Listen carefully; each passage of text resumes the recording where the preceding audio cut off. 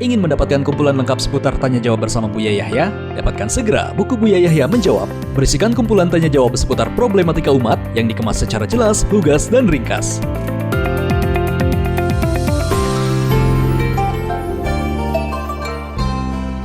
Assalamualaikum Buya. Waalaikumsalam warahmatullahi wabarakatuh. Allahumma sholli ala Sayyidina Muhammad wa ala ali Sayyidina Muhammad. Buya, saya mau bertanya, gimana Buya caranya agar punya akhlak seperti para sahabiah? Padahal saya anak yang sakit jiwa bipolar. Dan bagaimana cara membahagiakan orang tua terutama ibu karena Rasulullah? Padahal di saat sakit ini kadang amarahku tak terbendung. Syukran Buya. Dia sepertinya seorang akhwat ya, seorang anak gadis atau seorang wanita yang rindu untuk punya akhlak mulia seperti para sahabat-sahabat Nabi, wanita-wanita yang hidup pada zaman Nabi SAW.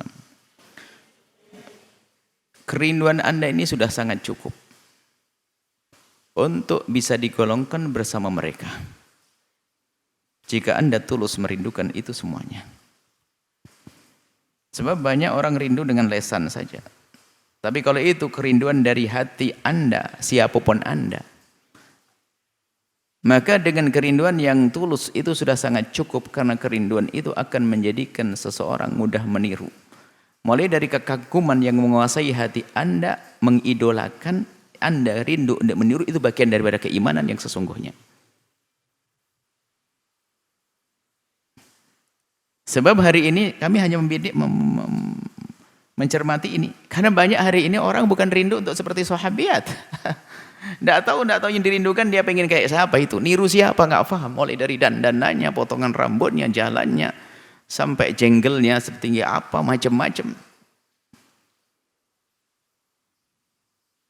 Apa kaki, apa sandal tumit tingginya seperti apa, macam-macam. Tiru macam-macam.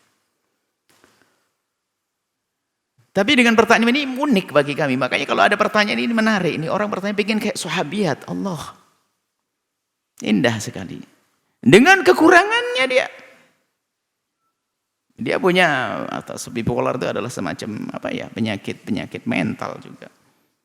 Jadi dia gampang senang, tapi senang kalau berlebihan sehingga kadang-kadang lepas kontrol atau emosi yang berlebihan.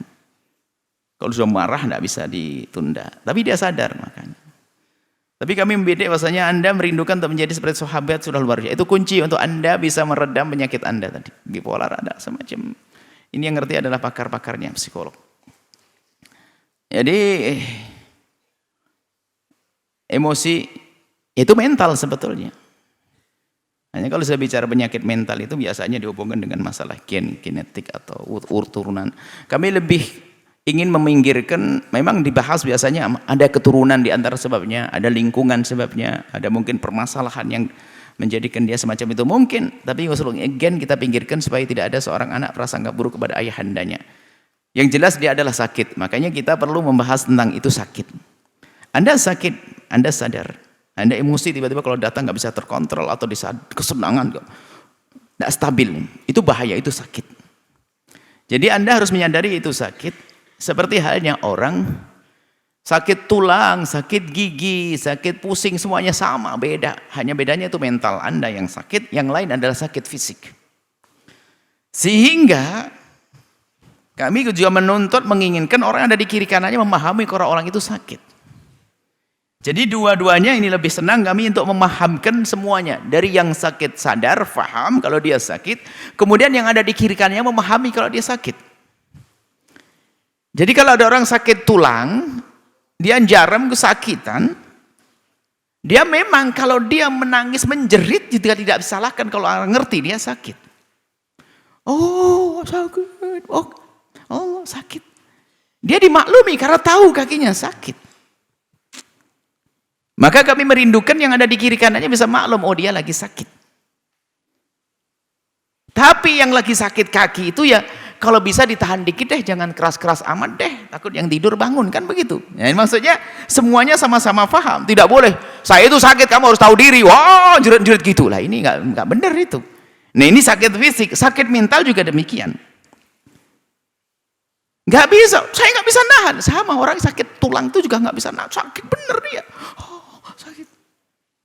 Tapi berusaha. Nah, sekarang bagaimana kita bisa menahan itu semuanya? Jadi maksud kami adalah tetap Anda yang punya sakit seperti itu, Anda menyadari, kemudian Anda berusaha, maka untuk mencari obat, tentunya datang kepada ahlinya, psikolog yang bisa membimbing Anda untuk bisa menata mental Anda. Kemudian juga kalau memang berat sekali, Anda bisa ke psikiater untuk mencari resep obat yang sesuai. Kemudian setelah itu Anda terus belajar untuk menata emosi Anda. Tapi tetap yang ada di kiri kanan, harapan kami paham. Di hari ini kita harus paham makna ini.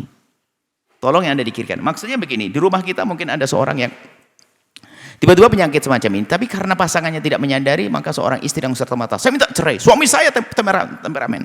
Suami saya begini. Oh enggak. Pahami wahai istri yang solehah. Dia lagi sakit. Tapi suami hendaknya juga bisa. Kalau sudah tahu dia mau marah. Maksudnya begini, kalau saya lagi sakit tulang begini, saya mau jerit, saya ke kamar mandi deh, tak tutup. Kamar tak kunci gitu. Jadi kalau Anda terasa mau emosi, mau marah begitu, segera bagaimana Anda mengambil langkah supaya Anda tidak bisa melampiaskan ke dia. Ada pandai-pandailah.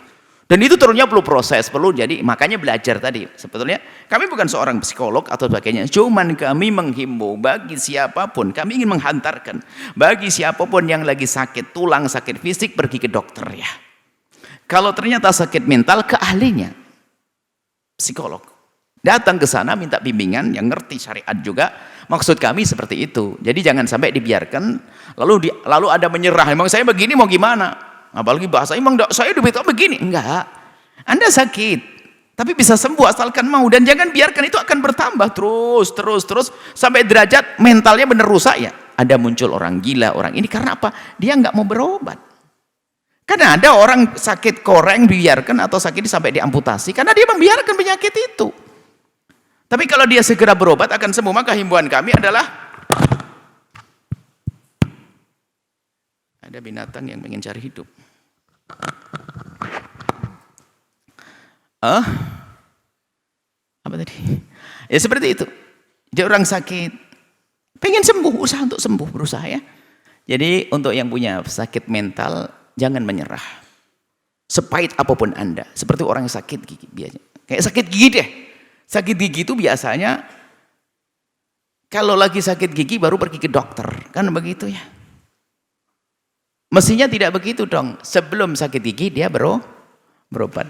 Makanya yang punya tadi masalah seperti tadi itu, maka di saat lagi sehat pun sebenarnya banyak belajar bagaimana jika suatu ketika ada datang itu dia bisa mengerem dan sebagainya. Intinya seperti itu. Kemudian untuk urusan orang tua, dan kami sampaikan kepada siapa? Termasuk di antaranya penyakit-penyakit yang Allah berikan kepada seorang hamba, baik fisik atau psikis. Itu bisa saja sebabnya karena kita tidak baik dengan orang tua. Hati-hati. Maka bagi ingin yang berbenah, pengen cari obat, baik sakit fisik atau psikis tadi. Kalau ingin cari obat, hendaknya Anda berdamai dengan ibunda dan ayahanda dulu. Luar biasa ini. Ini adalah nasihat yang lupa untuk kami sampaikan. Yang punya permasalahan apapun yang urusannya ini adalah Anda berdamai sedamai-damainya dengan ayah dan ibunda.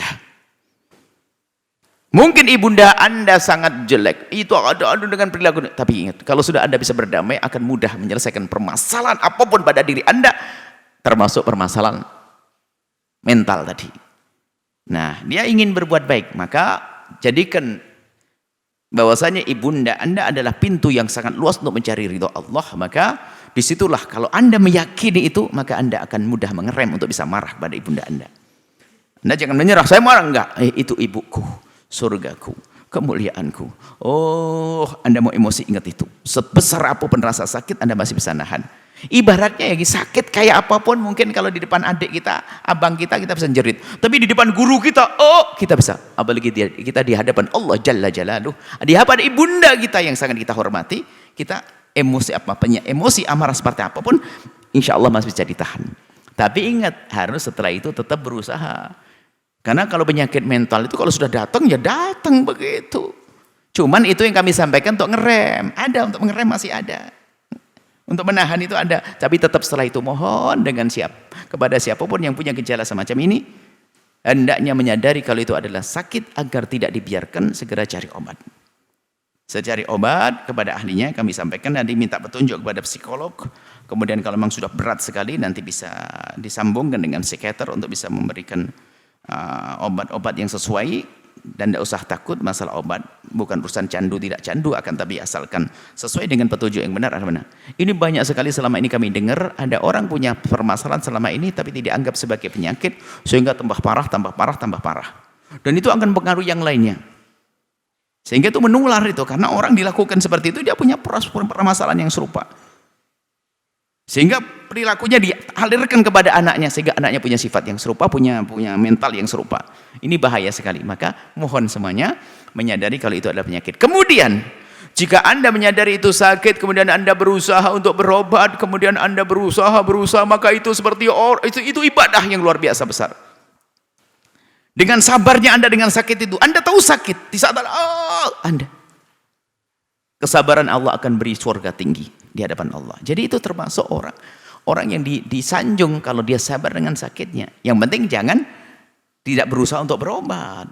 Itu bahaya, nggak boleh. Itu saja yang bisa kami sampaikan. Allah alam bisawab.